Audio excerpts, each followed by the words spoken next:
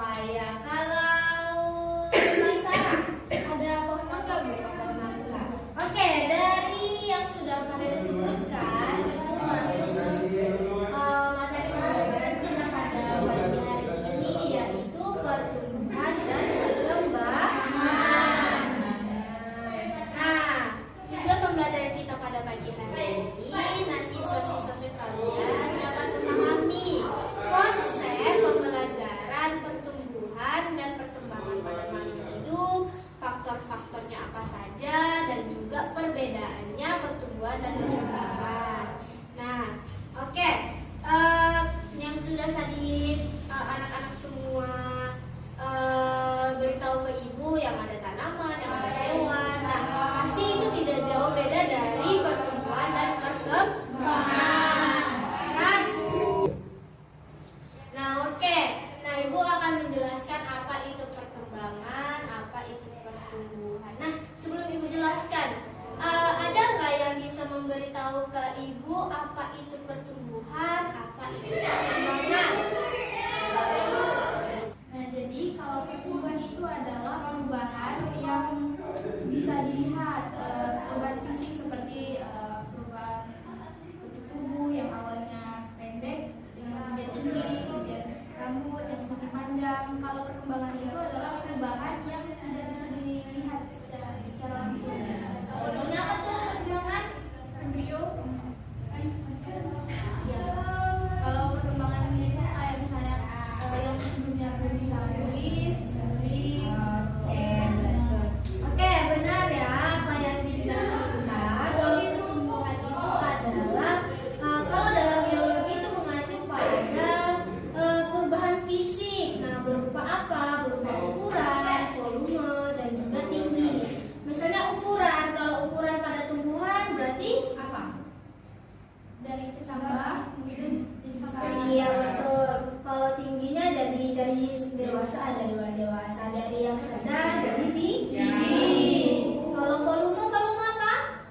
Kalau ini Besar dan kecil. Benar ya kata Cinta tadi ya, pertumbuhan itu adalah perubahan fisik yang berupa volume, ukuran, massa, dan juga tinggi. Massa pasti beratnya ya, yang dari batang yang kecil jadi besar. Kalau bisa ukurannya dari pendek ke tinggi, ya kan? Kalau volume ya sama seperti itu juga.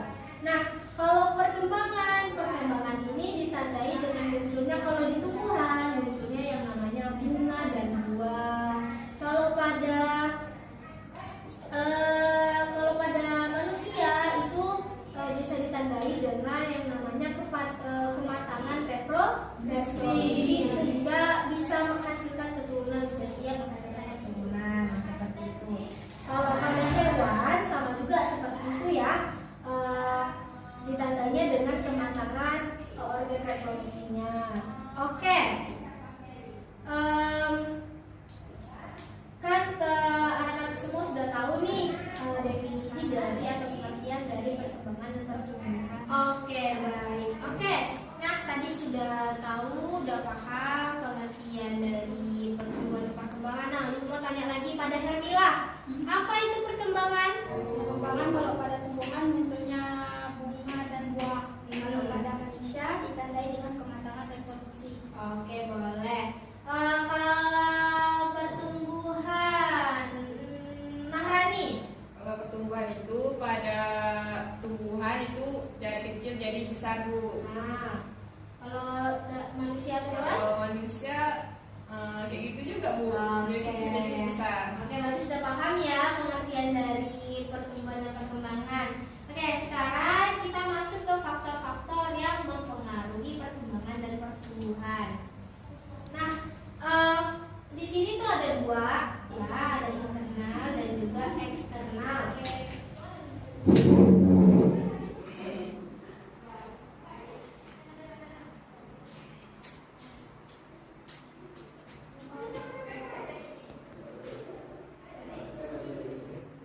Oke, di sini kita masuk ke internal dulu. Nah, di internal ini dia merupakan dari faktor yang berasal dari dalam makhluk hidup itu sendiri. Yang pertama ada genetik, hormon, gen, ya enggak? Ya. Nah,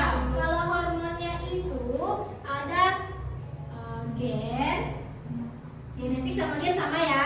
Ya Bu. Genetik sama hormon. Nah, kalau hormon ini dia ada hormon auksin.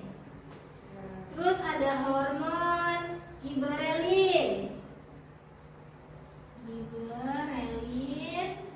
Terus ada hormon sitokinin.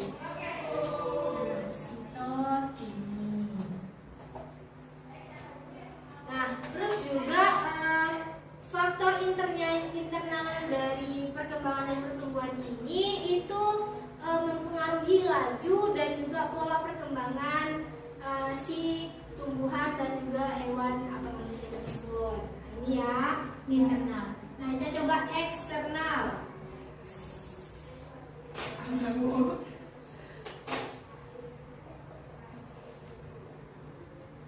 Oke, eksternal. Kalau eksternal ini dari faktor lingkungan. Nah, kalau faktor lingkungannya itu apa? Nutrisi Bu, masuk. Nutrisi. Cahaya. Nutrisi, cahaya. Apa lagi? Suhu. Hah? Suhu. Suhu. Apa lagi? Kelembaban tanah. Suhu, kelembaban Tanah Bu.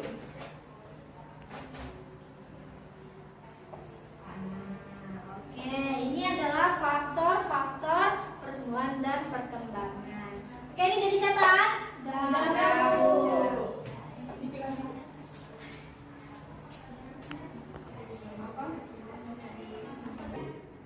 Oke, nah sekarang tadi sudah kita pelajari pengertian dan juga faktor-faktornya. Nah, ibu mau tanya lagi, faktor pertumbuhan dan perkembangan dibagi menjadi dua apa aja? Nah, Sarah? Faktor internal dan faktor eksternal. Oke, internal itu apa saja?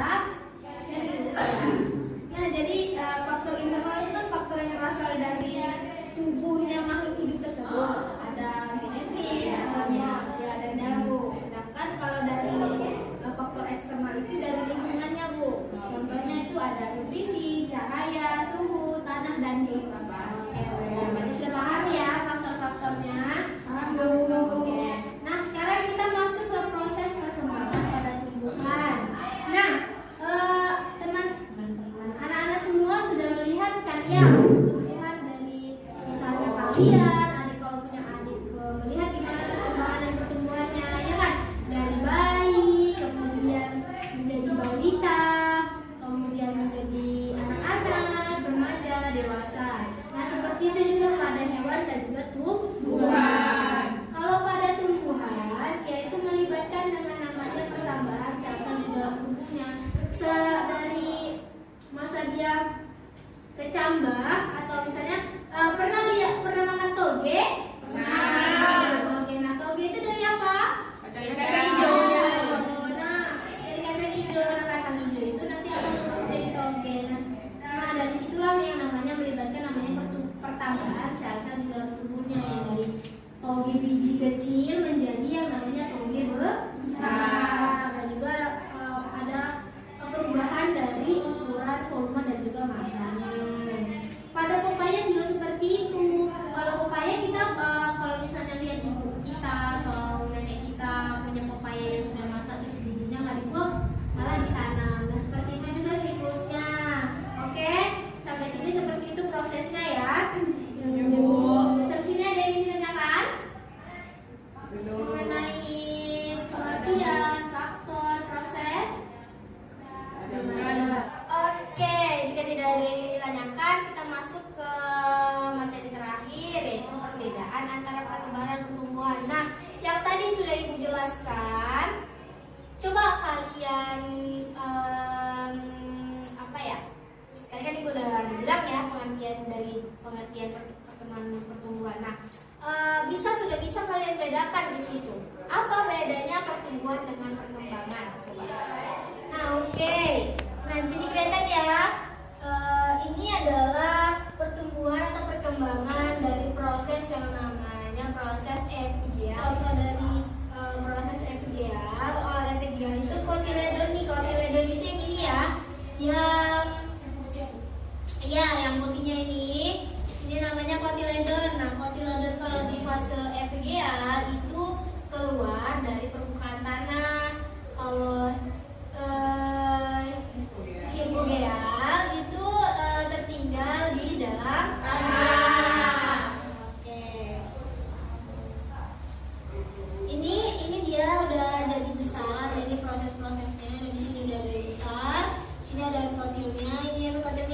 matang ya.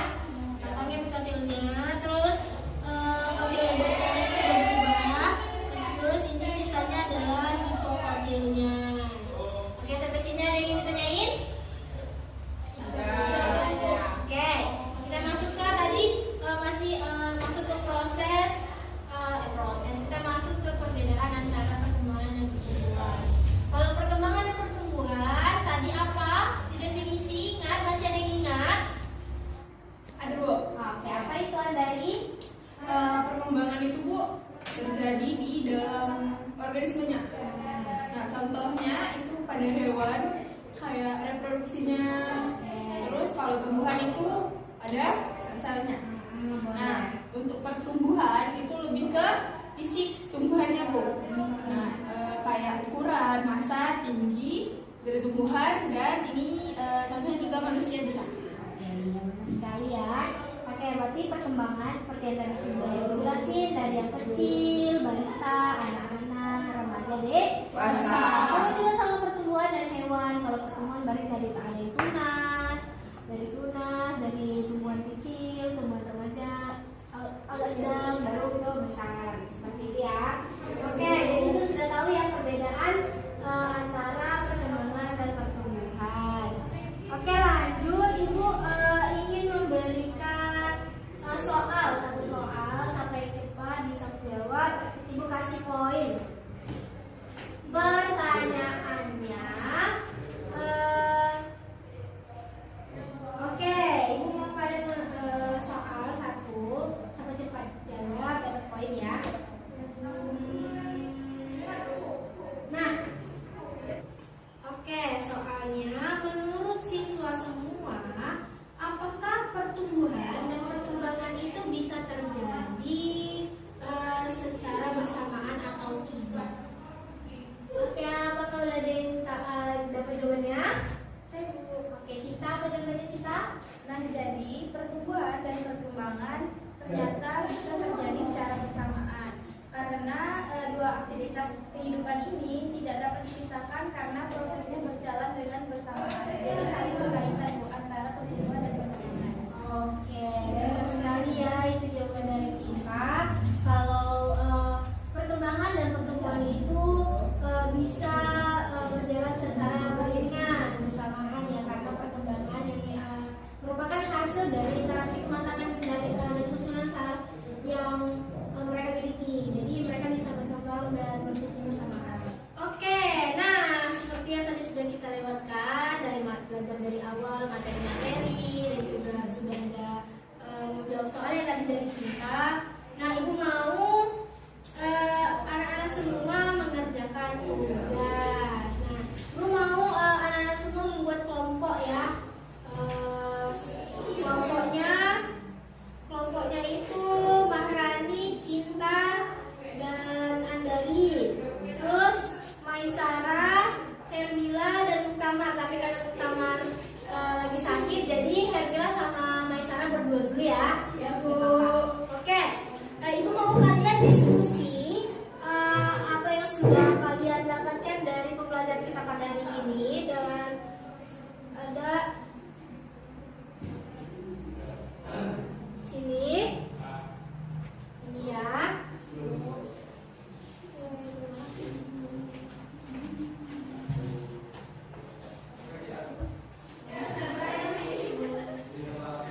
Oke,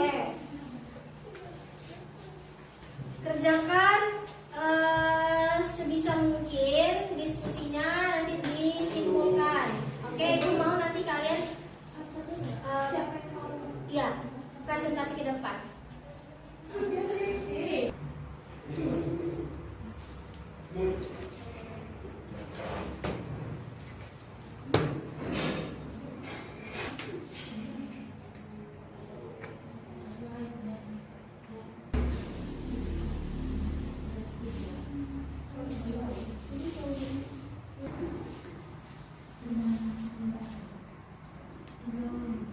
Oke, apakah ada yang udah siap? Sudah Bu. Oke, udah siap semua ya? Sudah. Ibu mau tanya dulu sama Maharani. Ayo coba Maharani ke depan. untuk mempresentasikan nomor 4 jawabannya. Hasil diskusi dari kelompok ya. Nomor 4 itu Bu, pertanyaannya kan apa yang menyebabkan suatu tumbuhan dapat tumbuh memanjang dan membesar. Nah, kelompok kami menjawab hal tersebut dapat terjadi karena sel kambium membelah ke arah dalam membentuk xilem atau kayu, sedangkan pembelahan di luar membentuk floem atau kulit kayu. Oke, boleh. Saya dulu ya. Tepuk tangan dulu buat Marani. Oke, jadi betul ya apa yang dijawab sama Marani tadi.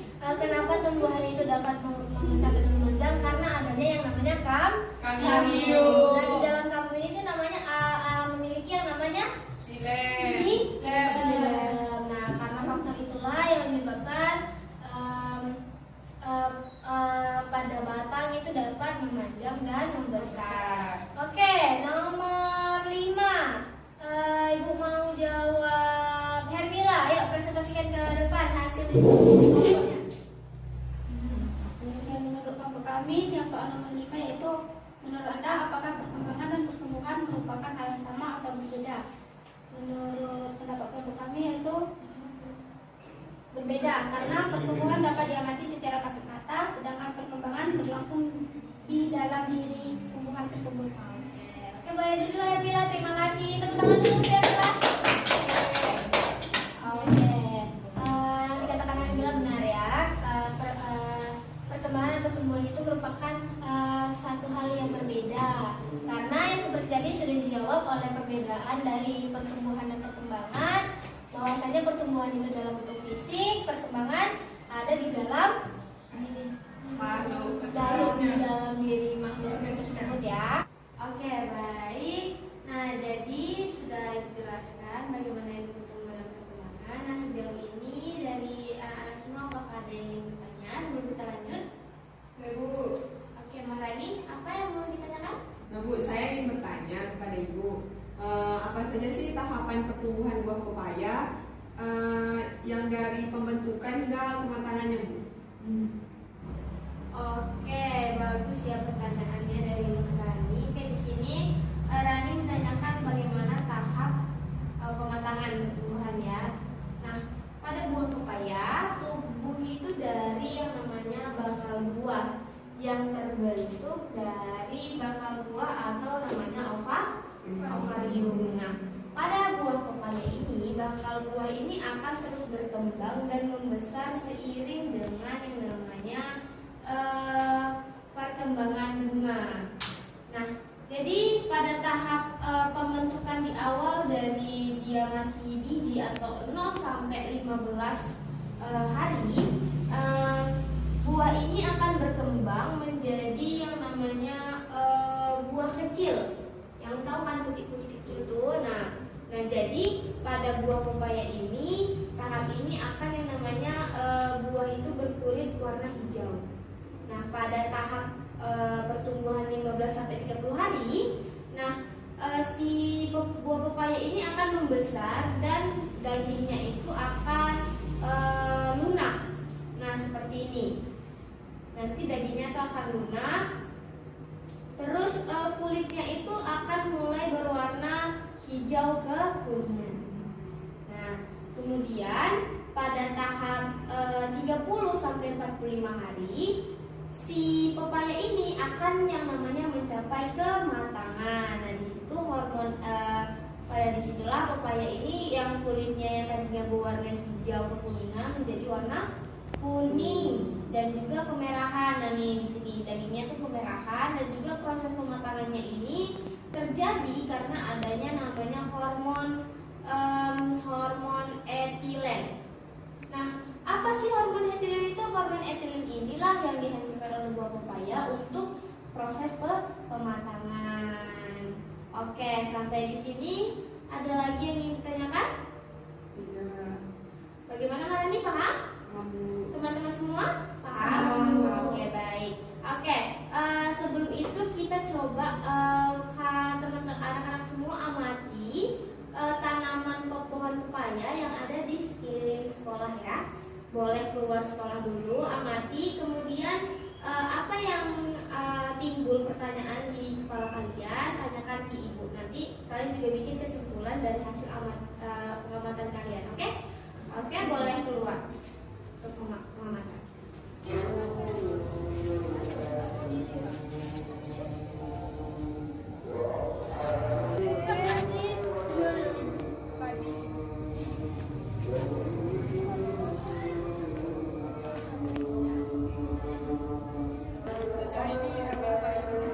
Dan harus ada dekat. Dan harus ada dekat. Ini beda ya. Mau hujan nggak?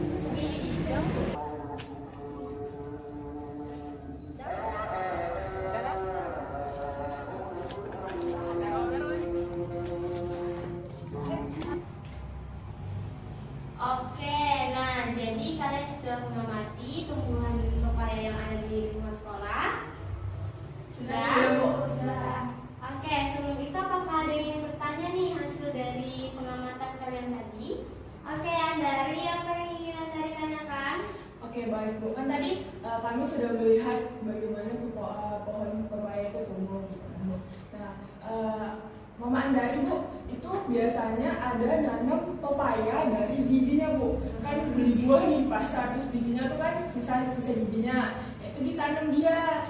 Itu dari mama saya maksudnya. Nah, pertanyaannya gimana sih Bu proses pertumbuhan buah pepaya dari biji menjadi tanaman dewasa? Oke, pertanyaan bagus ya Andari ya.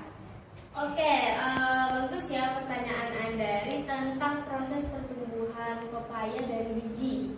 Oke, nah biji pepaya ini bisa disamai dengan berkecambah yang akan menghasilkan yang nama tunas. Nah, tunas ini akan terus tumbuh dan berkembang menjadi yang namanya batang, daun, dan akar. Nah, pada tahap yang seperti tadi, kalau untuk kematangan buah kan dari 0 sampai 15 hari. Kalau biji itu dari tahapan pertama perkecambahannya itu dari 0 sampai 7 hari. Biji pepaya itu akan menyerap air dan juga nutrisi yang ada dari tanah. Nah, biji yang menyerap nutrisi dan air dari tanah ini akan mulai membelah dan menghasilkan yang namanya tunas. Nah, pada tahap 7 sampai 30 hari yaitu namanya tahap vegetatif. Vegetatif itu apa? Nah, tahap ini tanaman pepaya itu akan tumbuh dan berkembang dengan pesatnya, dan tanaman ini akan menghasilkan yang namanya batang, daun, dan akar baru.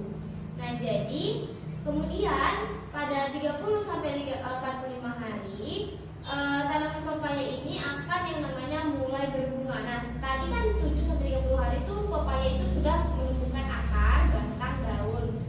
Nah, pada tahap 30 sampai 45 hari pepaya ini akan menghasilkan yang namanya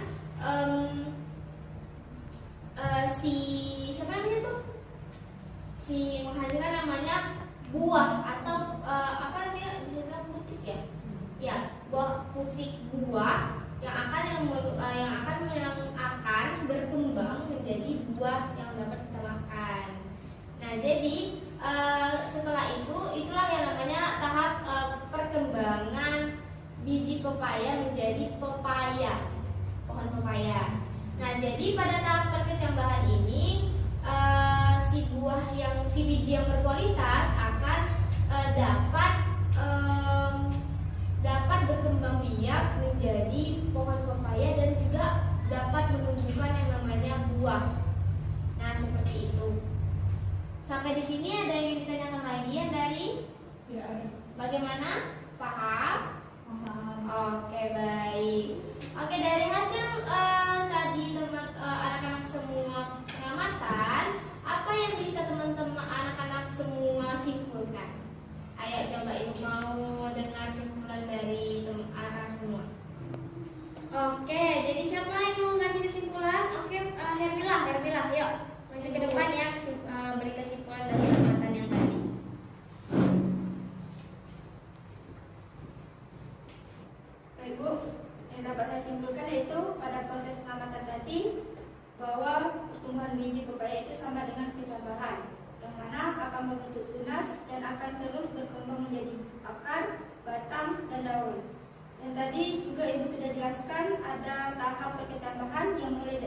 dimulai dari 0 sampai 7 hari. Selanjutnya tahap vegetatif yaitu 7 sampai 30 hari, dan generatif pada tahap ini mulai berbuah dan berbunga. Oke, baik. Terima kasih Hermila. Boleh silakan duduk. Oke, tadi sudah disimpulkan oleh Hermila dari hasil pengamatan kalian. Oke, kalau tidak ada yang bertanya lagi. Bu, satu lagi Bu. Apa tuh? Saya ingin bertanya, bagaimana sih perbedaan pola pertumbuhan dan perkembangan pepaya dalam kondisi lingkungan yang berbeda, Bu? Oke. Dari teman-teman, rekan yang lain ada yang mau membantu menjawab pertanyaan dari Melani? Oke, kalau seperti itu jadikan